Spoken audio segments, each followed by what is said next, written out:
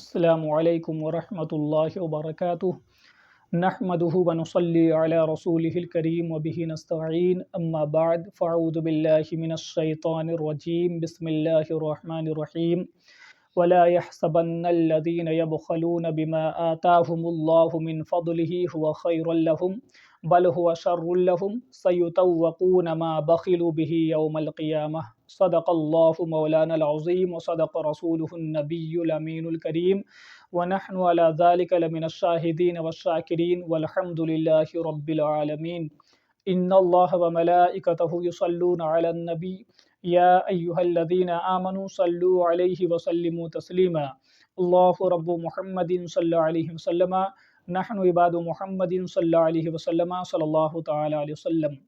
اللہ تعالی قرآن مجید میں ارشاد فرماتا ہے وَلَا يَحْسَبَنَّ الَّذِينَ يَبْخَلُونَ بِمَا آتَاهُمُ اللَّهُ مِنْ فَضْلِهِ هُوَ خَيْرٌ لَهُمْ۔ جو لوگ بخل کرتے ہیں اس چیز میں جو اللہ تعالی نے اپنے فضل سے انہیں دیا ہے،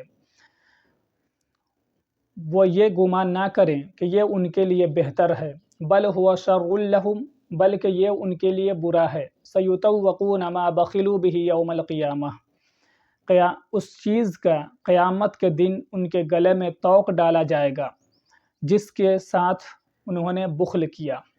اللہ تعالیٰ دوسری مقام پر ارشاد فرماتا ہے والذین یکنزون الذہب والفضة ولا ينفقونها فی سبیل اللہ فبشرہم بعذاب علیم۔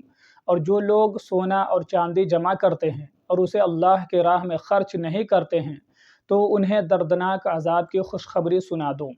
یوم یحمى علیہا فی نار جہنم فتکوی بہا جباہہم وجنوبہم وظہورہم، جس دن وہ آتش جہنم پہ تپائے جائیں گے تو اس سے ان کی پیشانیاں اور کروٹیں اور پیٹھیں داغی جائیں گی۔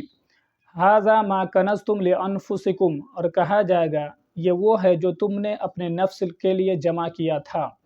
فذوقوا ما کنتم تکنزون، تو چکھو جو جمع کرتے تھے۔